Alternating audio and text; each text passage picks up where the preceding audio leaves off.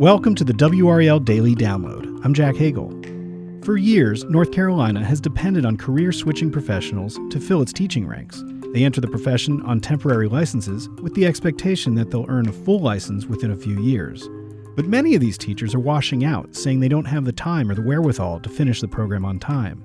WRAL Education Insider Emily Walkenhorst has been looking into the trend, and she joins us now. Emily, good to see you. Glad to be here. North Carolina has been grappling with this teacher shortage for some time. It's a topic that we've talked about on previous episodes. Where does that stand right now?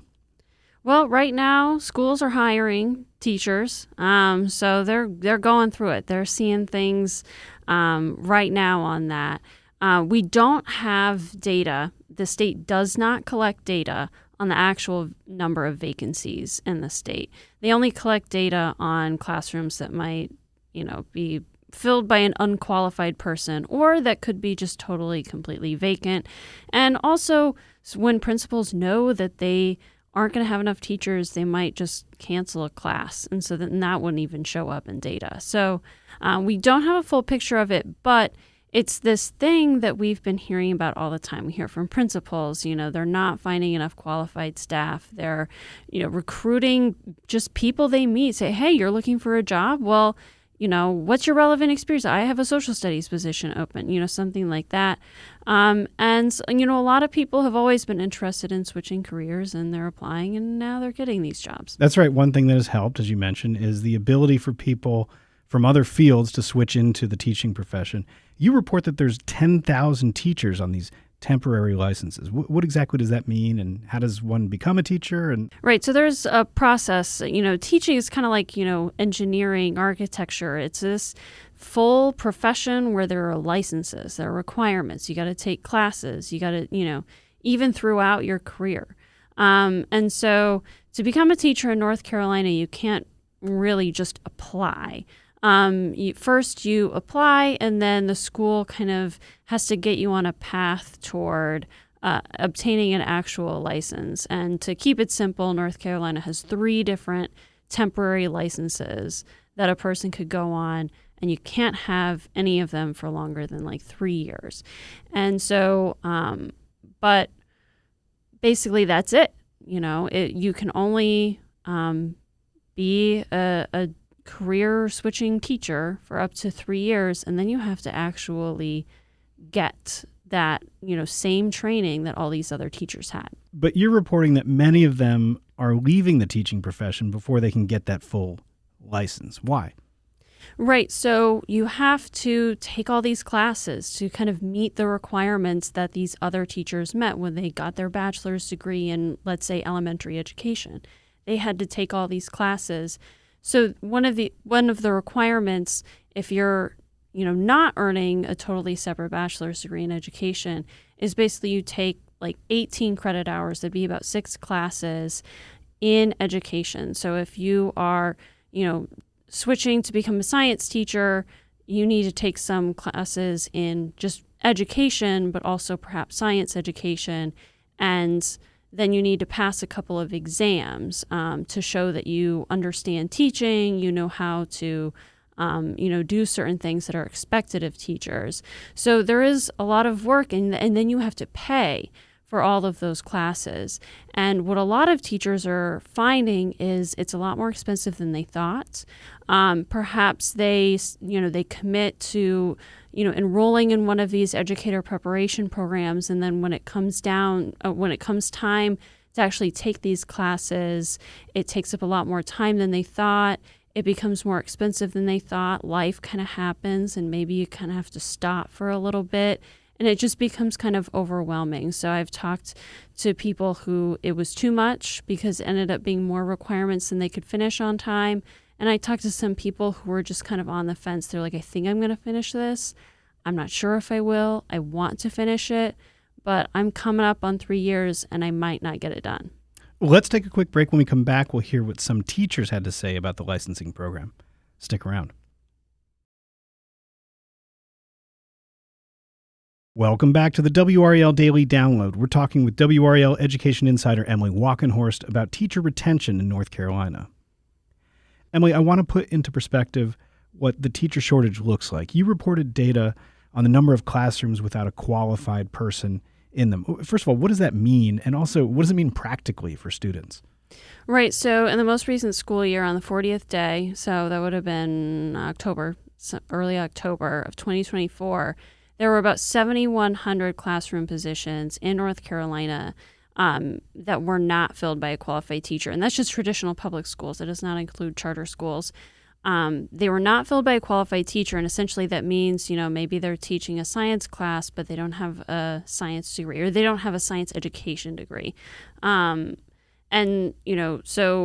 Or it could be a totally empty position. They're still trying to hire for it. It could be a long-term substitute is who is in that role. And that number has been growing. It was about half that amount back in 2021, the fall of 2021.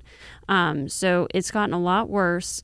Again, these are not necessarily classrooms that are completely empty, but they're not filled by a qualified person. There have always been some shortage areas. Science, math, and special education have been, there's been a shortage there for decades.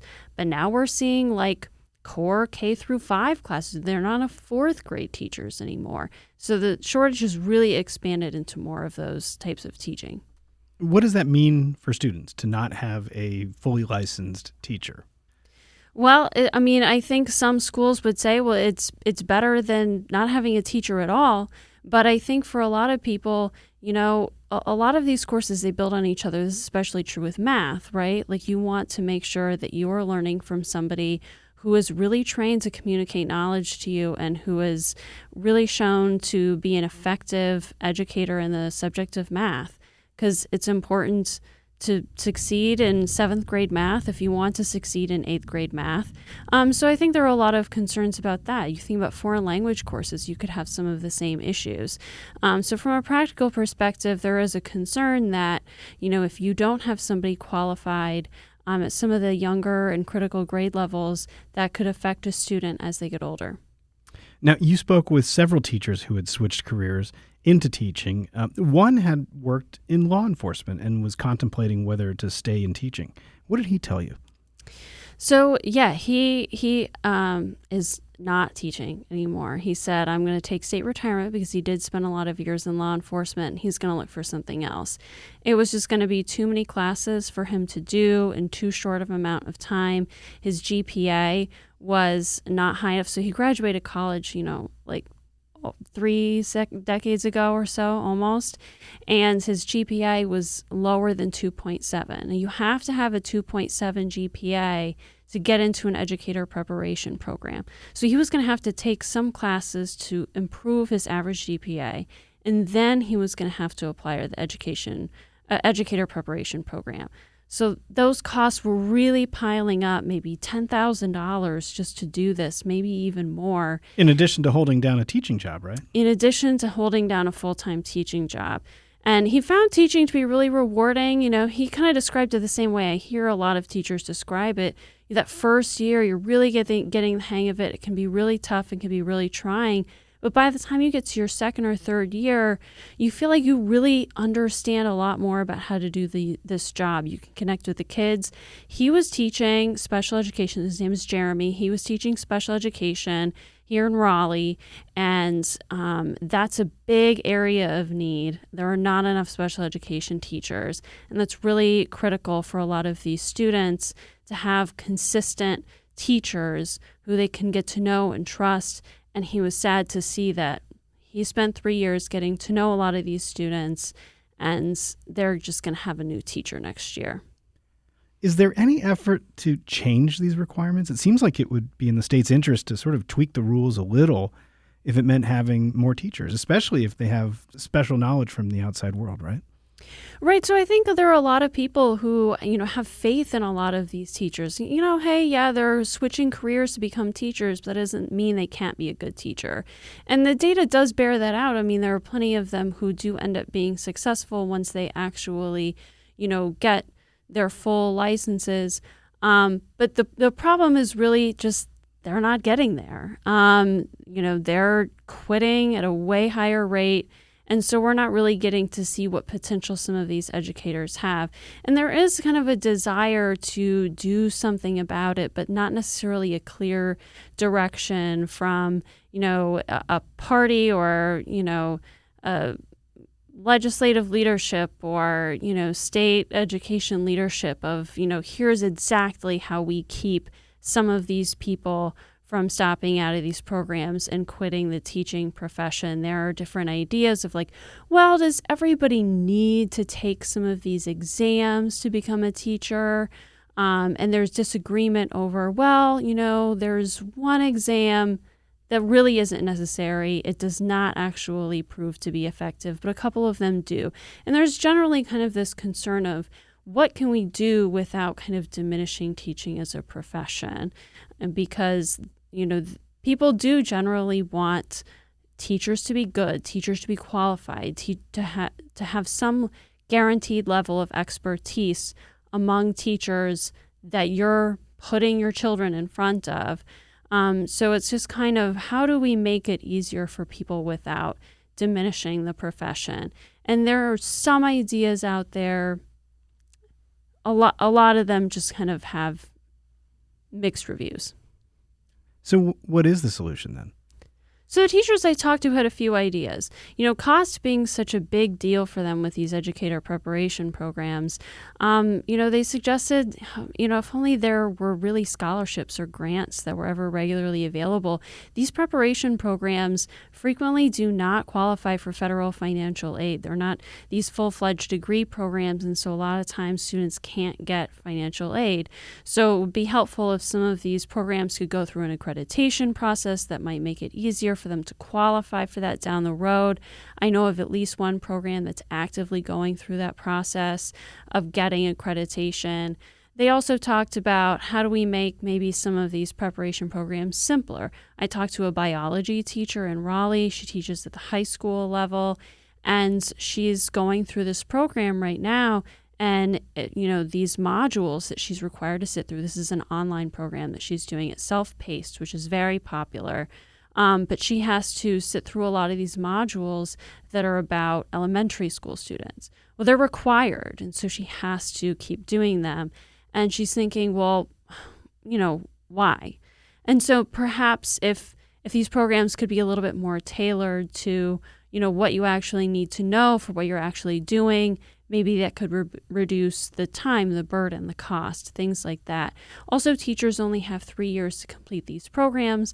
A lot of them really don't have any time in their first year to do anything toward these because they're working, 50-plus hour weeks because it's their first year. They don't really have organization or a schedule down. So what if they had a little bit more time? They could spread out these programs over 4 or 5 years, something like that. Also, you don't really want to throw a few $1,000s at a program if you've only just begun that profession. Do you really know that you want to stay a teacher? Are you going to start taking these classes right away? Some of them kind of wait until the end because that's when they finally know, and by then it can be too late. So in the meantime, is there anything that state education officials can do within the constraints of the existing laws? Right. I mean, the rules are the rules. They still have to complete these programs through, these licensure processes. But, these in the end, a lot of these teachers, they're effectively beginning teachers.